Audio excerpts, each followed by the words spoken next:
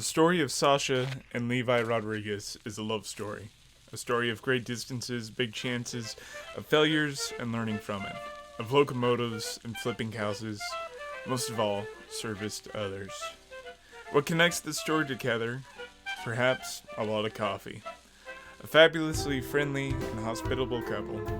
They are the owners of Jumpshot Coffee in Tyler behind Trinity Mother Francis and UT Tyler. I hope you will come with me and meet Levi and Sasha Rodriguez. Okay, I'm here with Levi and Sasha Rodriguez of Jumpshot Coffee. Had to look at the sign to make sure. I've been calling it Jolt Coffee all week. Jolt, Jump Shot, Jump Start. We get a lot of it. Yeah, but as long as it wakes you up, that's the big thing. Right? Yeah, that's the important part. Anyway, I was suggested Dotsa. They were the first people on the list that I should go and talk to. So I'll let them introduce themselves a little more, and we'll get into it. Well, thank you, Isaac, for having us. Absolutely. It's a pleasure to participate in your podcast. And I'm Sasha Rodriguez, and this is my handsome husband, Levi Rodriguez. We're the owners of Jumpshot. We are new in Tyler. We've been here for about a year and a little bit. And we are a family of 5. We have 3 little ones. This is the 4th state that we live in. And together, and we're always on to some kind of adventure. Jumpshot being the newest of them, but for sure not the last one. Okay, so y'all told me a little bit about how y'all met.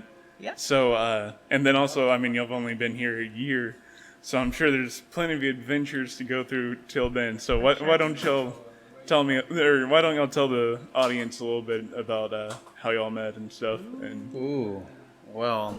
As almost Four a decade score ago. and some many. No, just kidding. Not quite that many. Almost a decade ago. Almost a decade. Yeah. 2013. Yeah. Next year will be a decade. Wow. In Spain. What were we doing? So we were with a missions organization out there, and Sasha was on staff. I was a student.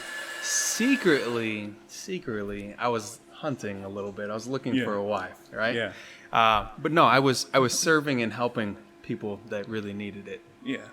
Yeah, we did a lot of neat things, from feeding drug addicts in the streets at night to going on to North Africa, work with orphanages, and kind of go all over Spain.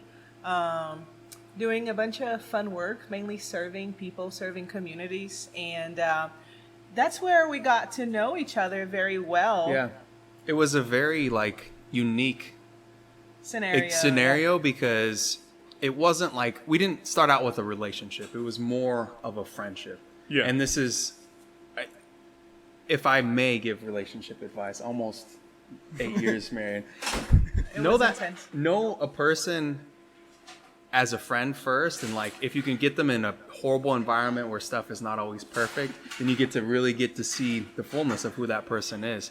We had impromptu 14-mile hikes through the Sahara Desert, leaving a salt mine, making our way back to camp, and you get to really know a person in that type of scenario. Yeah.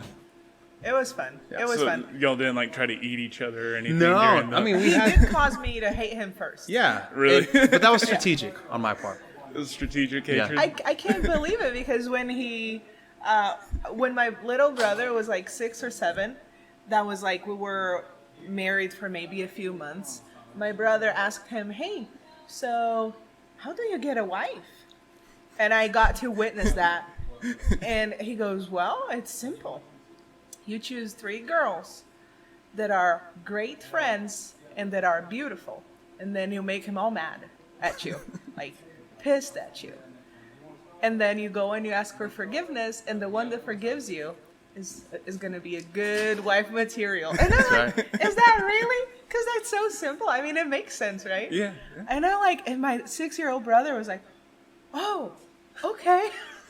But yeah, he caused me to hate him at first, and one day it just made sense. And I'm like, huh. So I realized that hate is an emotion, and you can shift that emotion either towards positive or towards negative very simply. But if you hate somebody, then you're thinking about them. sounds a little American Psycho. I don't know. It very well could be. It worked though. Yeah. It worked. Yeah. So you go from y'all are in the salt mines of North Africa, Madrid. Where's it go from there? Everywhere. We went everywhere in Spain, and then I was going to take a break from missions and be in Brazil for a season with my family. He was going to take a break. I was I took a gap year to go Yeah. and participate in this program. And then from there, we were both getting ready to part ways. Yeah. And then he decided to create a playlist in my phone. And I'm like, what's this guy doing? So there was, the friendship had built up. Yeah. Right? Yeah. And from there, I was like, okay, I know that there could be something more here. And I really wanted there to be something more. So I did what every smart man does. Yeah. I He pre-proposed. He goes, will you be my wife? And I'm like, no. What are you talking about? We'd never held hands. Yeah. And, No romantic relationship Yeah. whatsoever. And I'm like, I think you're out of your mind. Maybe we can stay in touch, but I mean, countries away, who can do that? He's like, yeah, can I build a playlist on your phone? I'm like, sure. Boom.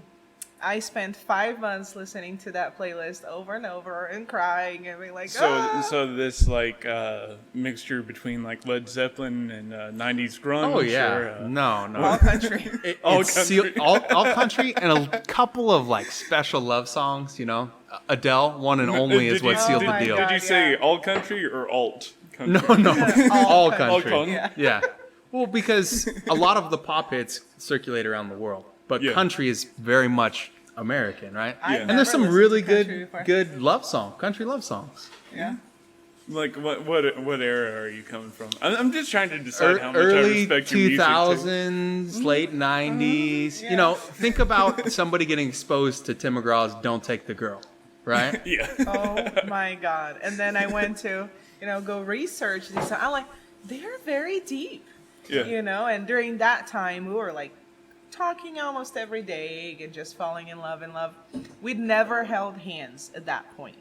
He'd pre-proposed, never held hands, but we just knew we wanted to be with each other for the rest of our lives. And then I came visit. 2 weeks later, I was wearing a ring, engaged. So we talked a little bit about where you were from, I believe. Where were you from originally? I was born and raised in Colorado. Colorado. And I'm like quasi country boy. I grew up with 12 acres. You know, we had 4-wheelers, Yeah. a horse, lots of weeds. And I had a very unique upbringing because we were only 30 minutes away from downtown Denver. And we went to a church in downtown Denver that was very, very diverse, to say the least. We had Nuggets players all the way down to homeless people sitting across from each other in the pews. And being raised in that environment, going to summer camps like Arts in the Hood, like it was awesome. I wouldn't trade it for anything. Yeah. And it just caught me. It allowed me to expand really who I was and understand, like, okay, you don't have to just be a certain type of person if you like country music, but you also like hip hop. You know, you can. We're all just people. People are just people. Yeah. So you come back after a year. You're engaged to a person you've never held hands with. Were y'all allowed to hold hands after that? Is the first question. And He almost did it because he came late to pick me up at the airport. Oh my god. And I wanted to give her the full experience on that, honestly, and it was probably not a good idea. Like, I brought my dad's dually. I wanted to get flowers. Trying to park a dually at an airport Yeah, it was terrible. was just Parallel not a good decision to start with. I almost thought that he was like, okay, he changed his mind, but he Yeah. came. Just late, yeah. so what year is this again? This 2013, 2014. 14? Okay. So It was 6 months before our wedding. Yeah.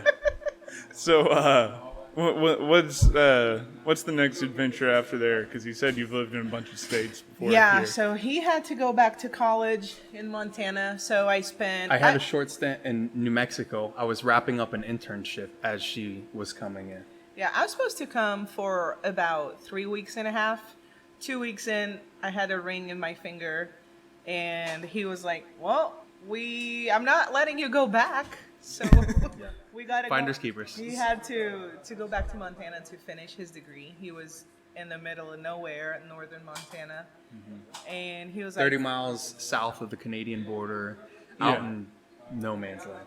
Yeah, so we tried moving up there, but I couldn't find my housing, and so we just decided to get married right away and go back after. So got married 6 months after I came, went back up there. He finished his degree, got a job. So our first son was actually born there because we got pregnant 3 months into marriage. In Montana?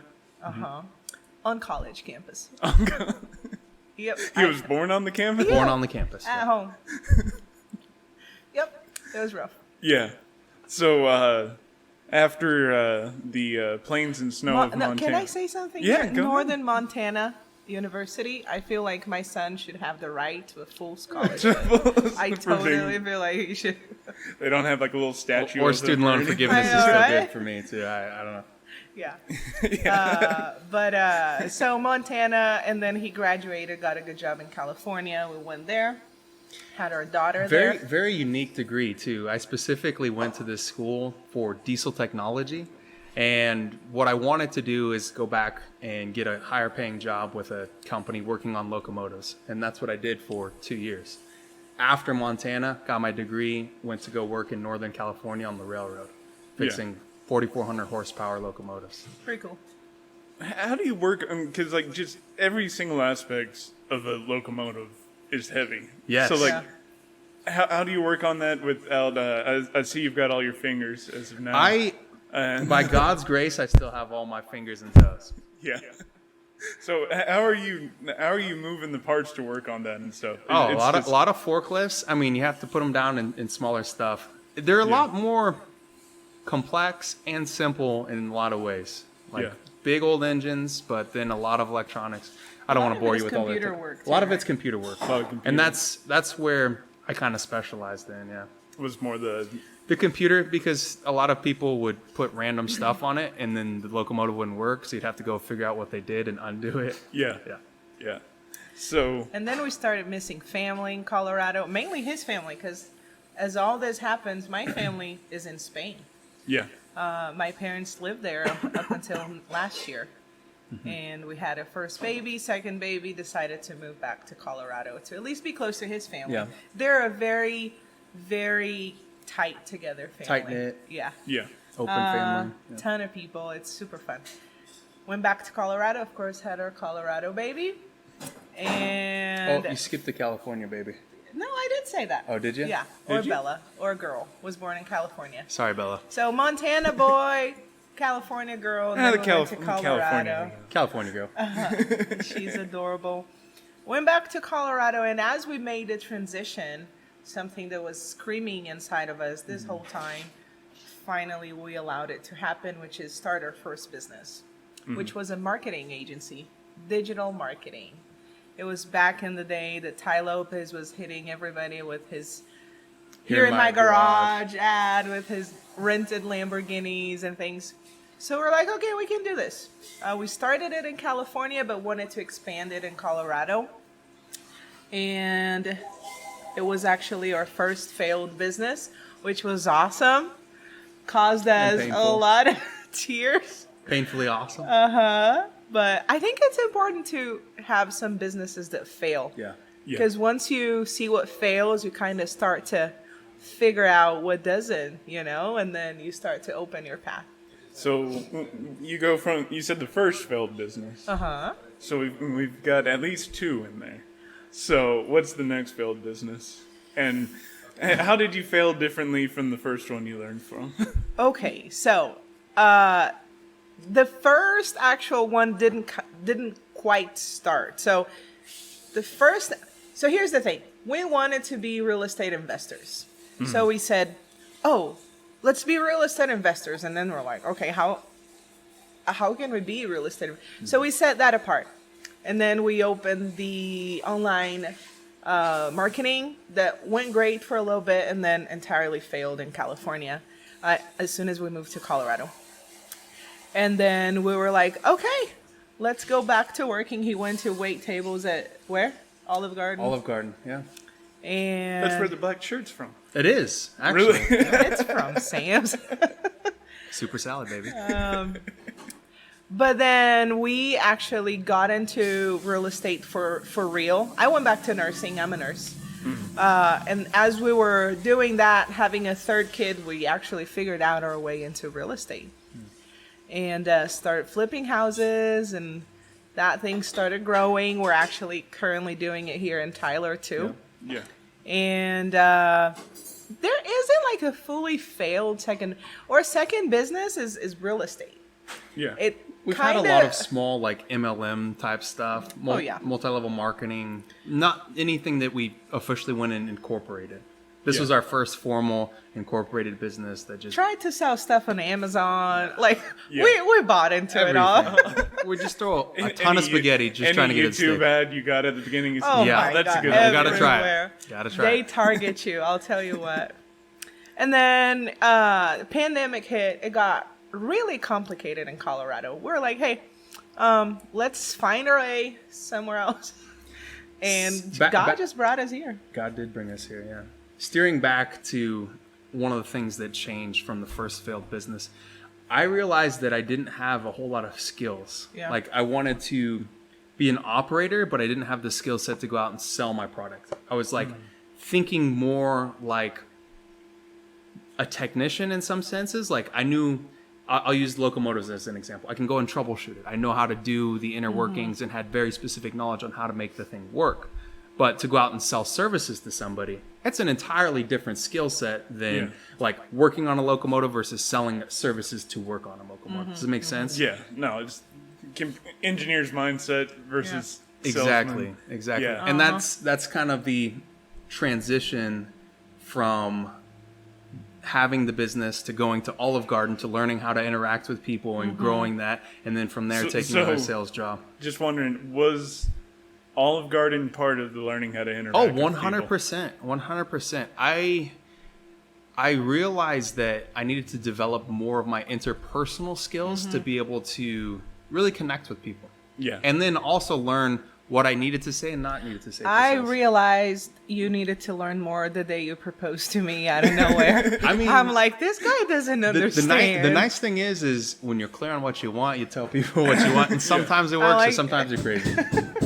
Hey, it's been a journey, and even like working a job at Olive Garden or me working as a nursing assistant in Montana, like everything we've done, from the smaller things to the bigger things, it was always in the perspective of like, we're going to apply this at some point for us in our own business, something that will serve our children and our children's children. And alongside with that, somebody else in the world that's entirely unrelated, because we can't not be part of missions in a way, shape, or form, right?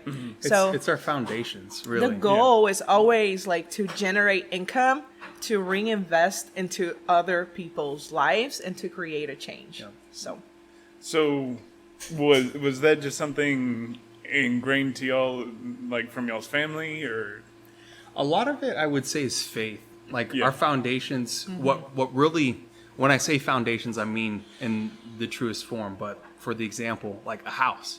You can't build a beautiful house without a strong foundation. So foundationally, we are givers. We believe in helping people and incorporating that into every aspect that we possibly can, and still having something, a way to use a business to generate income. Like we always knew that was possible. Jumpshot is one of the first ways that we've been able to do it very, very practically and tangibly. Yeah. Where it's actually kind of incorporated in the business. Yes. it is. So, And the goal is to inspire other people to do the same. Yeah. Because like we're not a nonprofit. None of our businesses is a nonprofit, but all of our businesses, real estate, even marketing, Jumpshot, have impacted other causes, because like you don't need to be a nonprofit, you don't need to be, you know, Red Cross or a small place. Like there's 35 kids in Uganda that they all get fed at school, they all get their schooling paid for, they all get, you know, food on the table. And like if there isn't small people willing to donate smaller amounts, I would say over half of what's done in the world isn't done. Because it's not all the big organizations that go.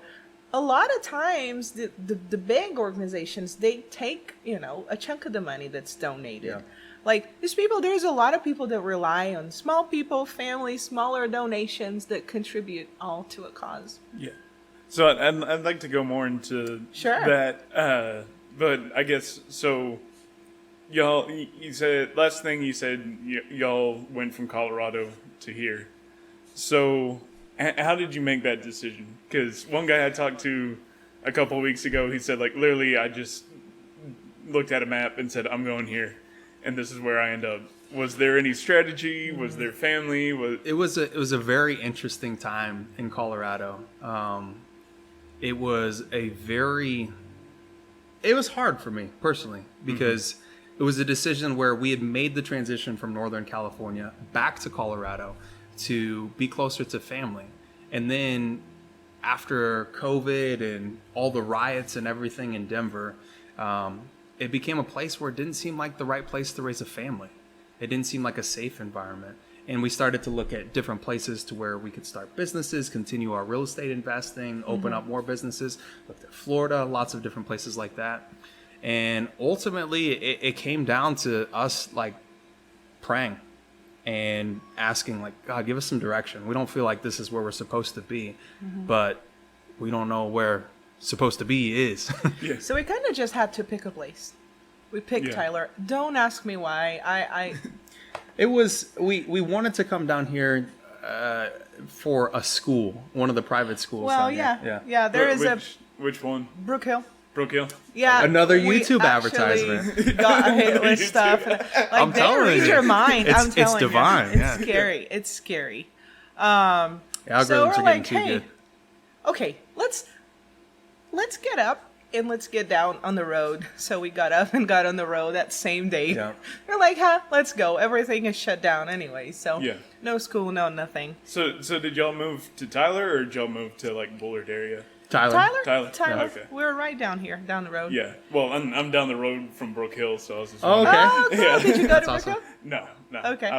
I actually moved here 5 years ago, and I was actually a homeschooled boy. That's why I'm so awkward, you know. Oh, no, you're not at all. I think Man, it's awesome. you can't be awkward and have a podcast. Yeah. This is awesome. Yeah. Thanks. So. We moved here. Yeah. Already had in mind that we were going to continue to invest in real estate. So as soon as we stepped in here, we said, hey, no, we're gonna start a business. Took us maybe 3 months to get into our first flip here and rent this place and be like, hey, how do we turn this bank into a coffee shop? Even this was So this was like y'all's first like real estate investment sort of thing. Yeah, we got in two some at senses, once. yeah, It was yeah. here It was in the a- house that we flipped by the airport. simultaneously, yeah. So And this was even a unique thing too. Like this was a godsend, if you will. I was looking at another place on the other side of the street on can't remember. I'm just drawing a blank. We looked at so many places. They thought we were crazy. And I was like, this would be a great place for a coffee shop. We want to have drive-through. How is there not a coffee shop right next to the two largest hospitals in East Texas? Yeah. And after speaking with the broker, they said, no, that's not possible. There's no way you can do this. What you're looking for is a unicorn. And I was like, well, matter of fact, we found a couple unicorns before, and we plan on finding another one. yeah. And that same 3 day, hours later, we found this place. spot. Yep. Called the number, and it'd been closed for a few years. We were like, yeah, let's do it. So why coffee? Like, because coffee hasn't come up in this story before. Coffee is a $1 trillion industry to begin with. Yeah. So Yeah. it's like, it's not going to go anywhere. Yeah. Much less behind hospitals. And when you're new in a community and you want to get plugged in, it always helps if you're in some way doing business, but it always helps if it's the type of business where your customers just come in to have a good time, right? So we've used it a lot as, of course, a source of income. There's not a whole lot of income when you are brand new opening a coffee shop, but the doors that it opens to connect with the community are huge. Like, we've met so many cool and amazing people through this, and it's just so fulfilling. It's super cool. And I think the other aspect too is coming out of Colorado. God forbid that we ever have another pandemic or closures or anything like that, especially in East Texas. But we wanted something that was COVID proof, pandemic proof. And coffee, for whatever reason, is a necessity. You got a window right here, right? Nobody's going to let coffee go away. It's everybody's favorite drug. It's like, hey, let's start a coffee shop. Socially acceptable addiction. Exactly. Let's get connected with people, and let's put a cause that we were already supporting as a family ever since the pandemic started, which was the orphanage. We were donating part of our flips, but we're donating like personally as well. We're like, let's do that. And then we're like, boom, a big old mural in the back. So people know, so people ask. And we can be, telling people, start whatever you want to start and put a cause behind it. Like, your, 9-to-5 job, put a cause behind what you do. And it doesn't serve somebody. It doesn't have to necessarily just be monetarily either. Exactly. You can give of your time. If you're a business looking to do something like for purpose, like what we do, you can hire people who would be otherwise not hireable, or maybe not looked at the same way, like criminals or felons or whatever. Like, look at Tom's shoes. You buy a pair, they donate a pair. Look at a bunch of therapists nowadays. There are so many of them donating their time because there is the need, right? We're at a depression and anxiety level that this nation's never experienced before. And so there is need. There is need. If you open your eyes, there's a need. If you want to go save elephants, there's a lot of torturing going. Like, every direction you look, there is going to be a need there where your small business can make a difference. Yeah. And I think that is the thing. Like, people think everything needs to be on a grand scale, especially when it comes to, the charity work and stuff where... Government. Yeah. Government or... organizations, nonprofits.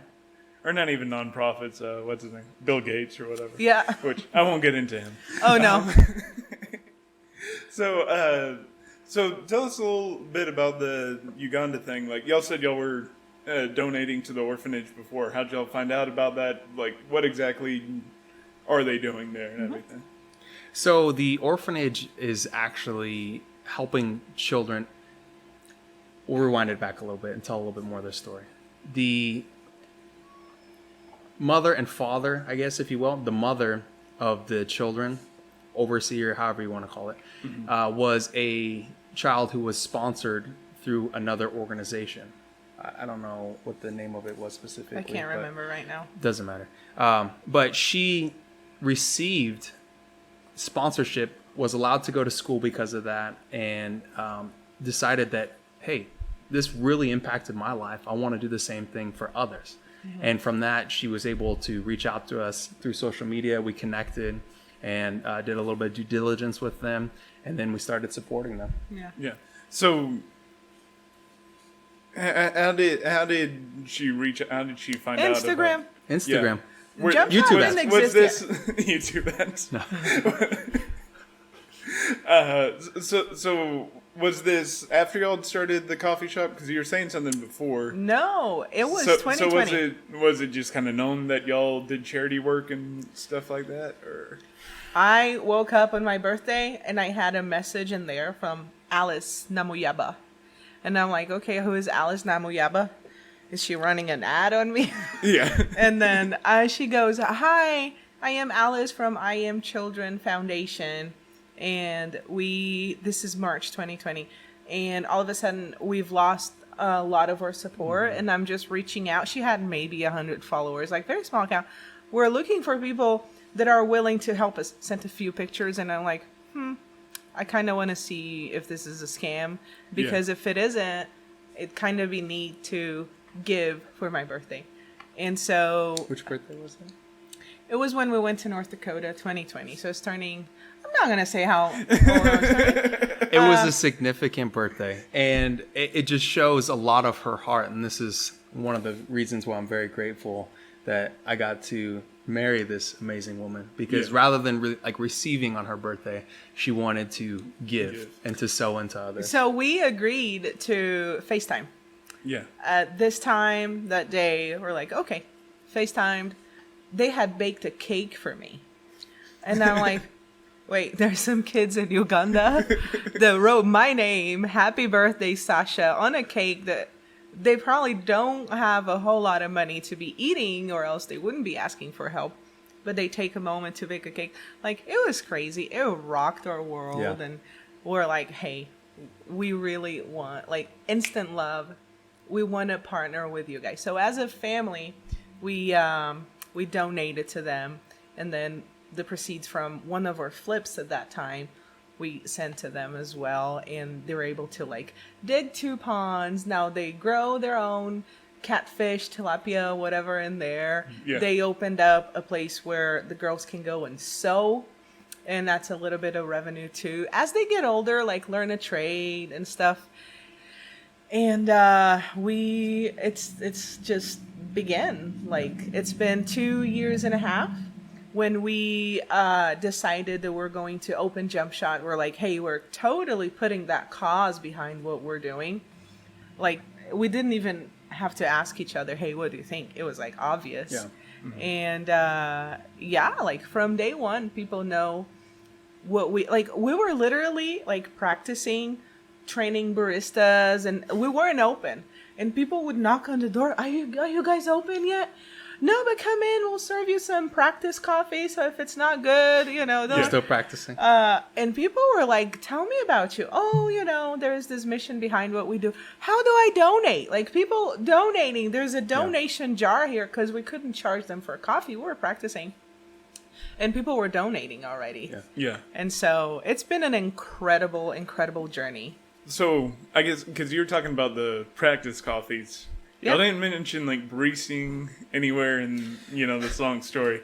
So, was this also y'all's practice, or did y'all have... We didn't know how to brew espresso. No way. No. Big drinkers, yes. Yeah.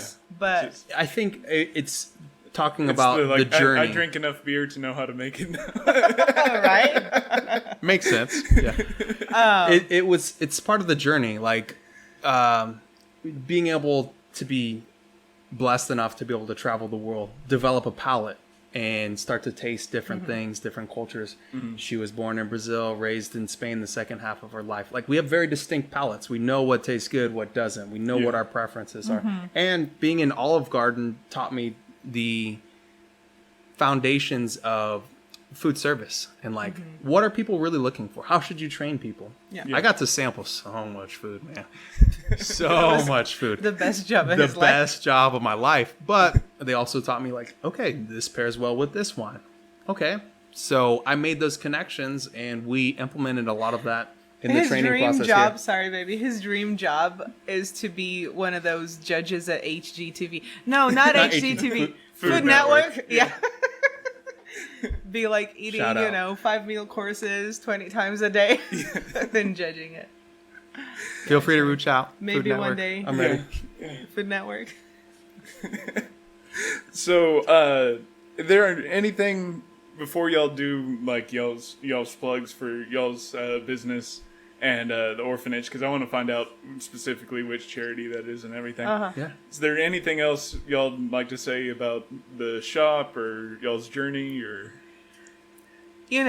If you want to do, like, I want to build a big, tall building one day. I don't know how I'm going to get there, but I believe, and so should everybody, believe that every little step of the way will contribute to what you're doing. Maybe in 10 years, we underestimate what we can do in a year. Yeah. And we overestimate what we can do in 5. Like, 5 year, like, it's the same. Oh, by the end of the year, I want to have a 6-pack. Well, you're overestimating. What are you doing on your weeks? Yeah. Weekdays, day in, day out. Like, so we see these little days, these little projects as something that one day will lead us to something. And like, I want to build a big building. It might be here. It might be elsewhere. But The coffee tower. oh my God, it might be, the Rodriguez Tower in Yeah. Tyler. But yeah, so this is kind of what this is. Who knows where it's going to take us. Did you want to add anything to it? Yeah, I'd say just, I think your past doesn't disqualify you. And from somebody who came from working on locomotives to having a coffee shop, like, you can't connect those two, right? Yeah. But it's, You drink a lot of coffee. I while do working drink a on lot an of coffee. I automotive. mean, something about beer. I don't know. It's We're a little insane. lost there. But with that, the main thing that I would say is it doesn't matter where you've come from, what you've been through, like difficulties, good things, whatever. If you have a dream, if you have a goal, just continue to push. Like, innovation comes from navigation through crazy waters. Yeah. Yeah. So now's the time for plugs. Tell everybody what y'all's place is, how to connect with y'all, Yeah. where to find y'all. So we're Jumpshot Coffee. Find our Instagram at jumpshot.coffee. I think that's how the frame. It's right here. Jumpshot@jumpshot.coffee. Follow us. Stay up to date. You He can- does you can- lives all the time. Yeah, you can come and taste the best coffee at 734 South Fleschel Avenue, caddy Yeah. corner to the Heart Hospital. It is, we're open from 6 a.m. until 6 a.m. to 8:30 p.m. And we close a little bit earlier on Sundays at 2. And the orphanage. What's the name of that one again? What? I Am Children Foundation. I Am Children Foundation in Kampala, Uganda. Kampala is the capital of is Uganda. Instagram the best way to get to that, or They don't got really a have an website? Instagram. Like, it's serious. Like, the mom over there, Alice, she has her Alice Namuyaba Instagram, and you can find her. It's just Alice Namuyaba with Y.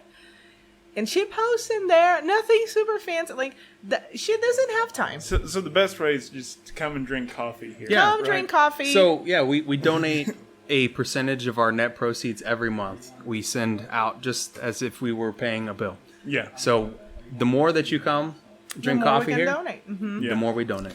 Our rougher months was roughly over 1%. We've gotten to donate 3%. And the goal is to donate, a lot more. Yeah, 10, just- 20, who yeah. knows? We actually want to take a group of people down to Uganda with us at some point. We were aiming for spring next year, but our plans have changed a little bit as we have our fourth baby on the way. Well, congratulations. Thank you. Texas, baby. Yeah, Yeah. we have a Montana, See, this is California, the best one right here. Colorado, and Texas, baby. But we wanted to we are going to someday take Yeah. a group of people down there to show them, the kids, what we do. Like, we would love to buy them, because they live on rent right now. They pay around $250 a month of rent in their currency.